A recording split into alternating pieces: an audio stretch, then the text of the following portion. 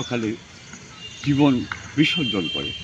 আমরা প্রায় 100 পুলিশ সদস্য সেদিন পাকিস্তানি সেনাবাহিনীর হাতে বন্দী হই এবং 28শে মার্চ পর্যন্ত আমাদের উপর নির্মম নির্যাতন চালায়।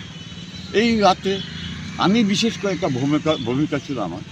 তখনকার দিনে পূর্ব পাকিস্তানের 19টি জেলা এবং 32টি মহকুমার মধ্যে আমাদের পুলিশ ওয়্যারলেস নেটওয়ার্ক, সেই নেটওয়ার্কের মাধ্যমে আমি সেদিন একটি ইংরেজি বার্তা, অর্থাৎ পাকিস্তানি সেনারা যখন রাজারবাগ আক্রমণ করছে সেই আক্রমণের সংবাদ আমি তাৎক্ষণিকভাবে পুলিশ ওয়্যারলেসের মাধ্যমে সারা জেলা এবং সাব ডিভিশন পর্যায়ে ওয়্যারলেস স্টেশনগুলোতে আমি জানিয়ে দিই।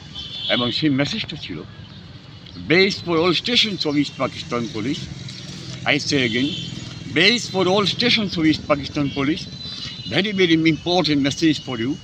Keep note, keep listening watch.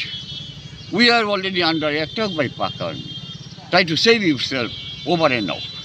এটা ইতিহাস। এই মেসেজটা আমি সেই রাতে তাৎক্ষণিকভাবে আমি জানাতে পেরেছিলাম এই রাজারবাগ পুলিশ লাইন ওয়ার্ল্ডের বেস্ট স্টেশন থেকে।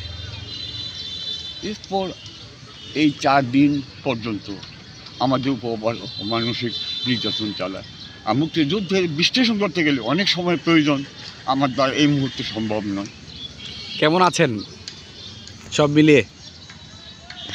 আমরা ভালোই ছিলাম, আমরা সবাই ভালো ছিলাম, কিন্তু 5 আগস্টের থেকে আমরা ভালো নেই।